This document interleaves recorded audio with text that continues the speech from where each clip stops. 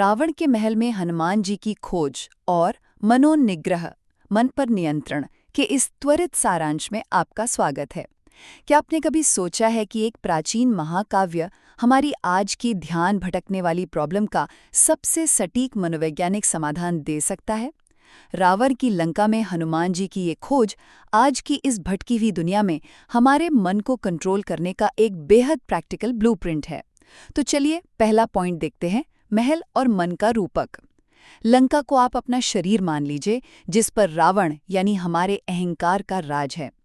अब हनुमान जी का एकदम सूक्ष्म रूप लेकर महल में जाना असल में एक योगी के गहरे ध्यान में उतरने जैसा है। देखिए, अंदरूनी मन को पार करने के लिए ना बल नहीं बल्कि खुद को विनम्र बनाना पड़ता है। दूसरा अहम हिस्सा है देखना पर उलझना नहीं।